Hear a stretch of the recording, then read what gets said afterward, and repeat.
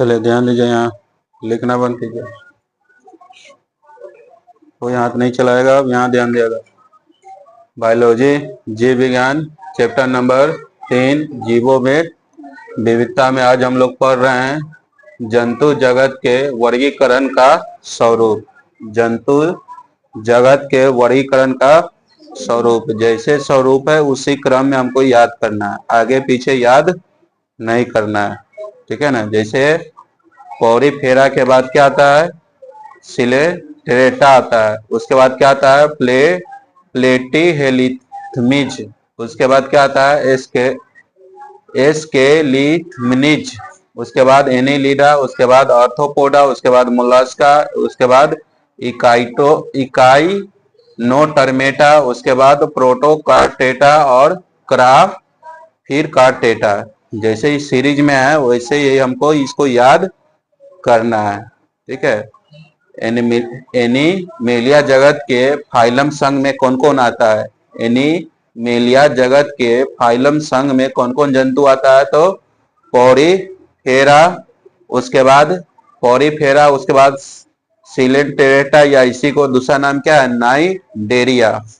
और प्लेटीहेलिथमिज, एस्केलिथमिनिज, और इसी को हम निमेडोटा बोलते हैं। एनीलिडा, आर्थ्रोपोडा, मोलस्का, इकाइनोटर्मेटा, प्रोटोकार्टेटा और कार्टेटा। ये हो गया फाइलम संघ। अब सब फाइलम उप संघ में कौन कौन जंतु आता है, स्पीशीज, एम्फीबिया, रेप्टिलिया।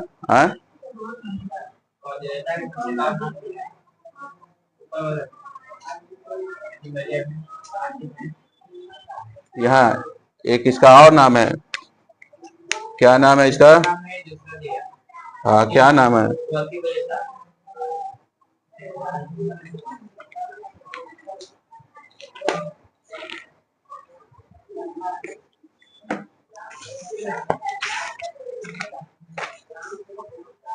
बर्टी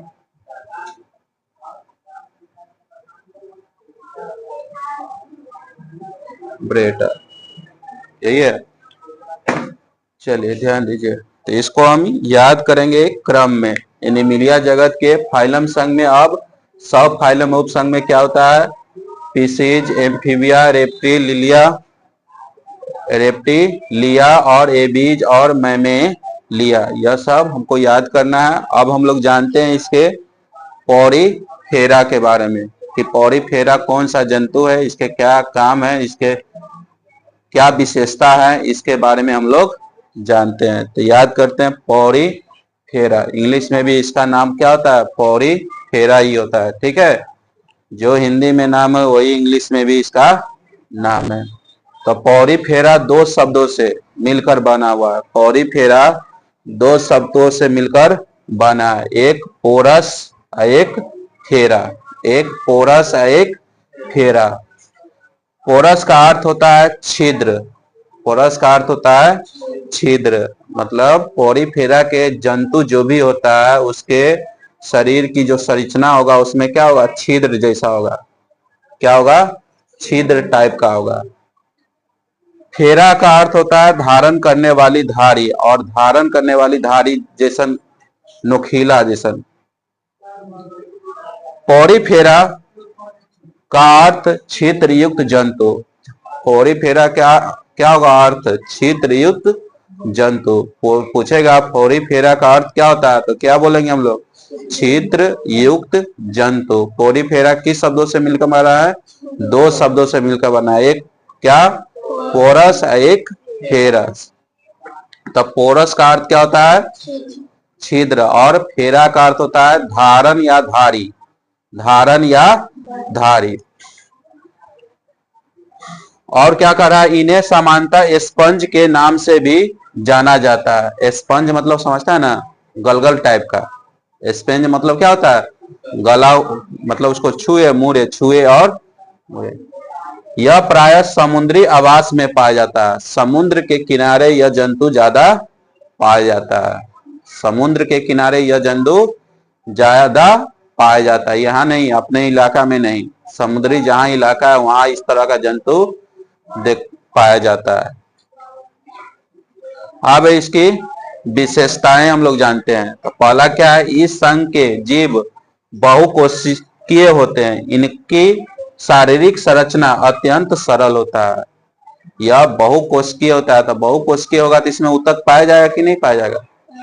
नहीं पाया जाएगा, सिर्फ कोशिका पाया जाता है, इसमें ऊतक नहीं पाया जाता है। यह बहुकोशिकीय होते हैं, इनकी शारीरिक संरचना अत्यंत सरल होता है। सरल मतलब एकदम आसान रूप से। अब है ये अचल जीव होते हैं। अचल मतलब समझ रहा है, चलेगा कि नहीं चलेगा? अरे जंतु चलेगा कि नहीं चलेगा? ये तो कोई ऐसा जंतु देखा है जो नहीं चलता? सब चलता है जंतु। जंतु मतलब समझता है ना, जानवर, जानवर सब चलता है ना। लेकिन यह जो है पॉरीफेरा अचल है, मतलब ये चलता नहीं है। यह जहां रहेगा वहीं रहता है, यह चलता फिरता नहीं है। ये अचल जीव है जो किसी आधार से चिपके रहते हैं। यह किसी भी आधार से, जैसे जमीन का आधार लेकर चिपका रहेगा, समुद्र के किनारे कोई भी किसी का आधार लेकर वो क्या रहेगा, चिपका हुआ रहता है, सटल रहता है, तुमको पता नहीं चलेगा कि हाँ इसमें पॉरीफेरा के जंतु है। दूसरा, इनके शरीर में कार्यों की अनुरूप कई प्रकार की कोशिकाएं पाई जाती है। इसका जो शरीर है, इसकी जो शरीर का संरचना है, उसके कार्य के अनुसार कई प्रकार की कोशिकाएं पाई जाती है। बैठवा रहे हैं। इनका शरीर कठोर आवरण अथवा बाह्य कंकाल से ढका रहता है। इसका शरीर जो होता है वह कठोर होता है और बाह्य कंकाल से वह ढका हुआ भी रहता है। आगे हम लोग पढ़ते हैं, शरीर पर असंख्यक सूक्ष्म छिद्र होते हैं। असंख्यक मतलब कोई गिनती नहीं, ठीक है ना। उसमें बहुत सारा छिद्र होता है, जिन्हें हम लोग क्या कहते हैं, उस छिद्र को ऑस्ट्रिया कहते हैं। जिसके मतलब पॉरीफेरा के जंतु के शरीर पर जो छिद्र होता है, उस छिद्र को हम लोग क्या कहते हैं, ऑस्ट्रिया कहते हैं। उसको क्या कहते हैं, ये द्विलिंगी होते हैं। ये क्या होते हैं, द्विलिंगी होते हैं।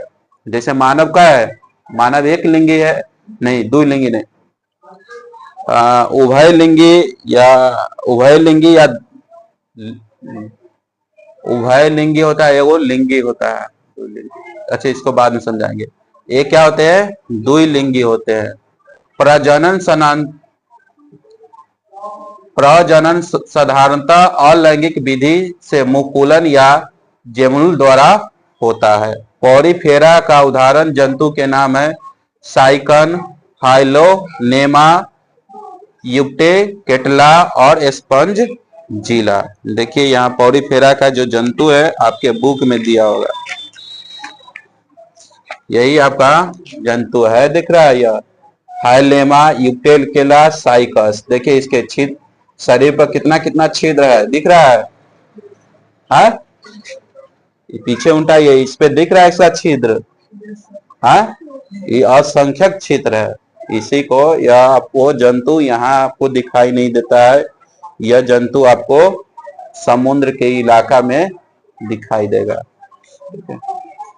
जब जाइएगा गोवा के बीच पे, गाना चला हुआ है ना वो, तो समुद्री इलाका जहां होता है उसको हम क्या कहते हैं, बीच कहते हैं। गाना चलता है गोवा के बीच पे, उसको याद कीजिए।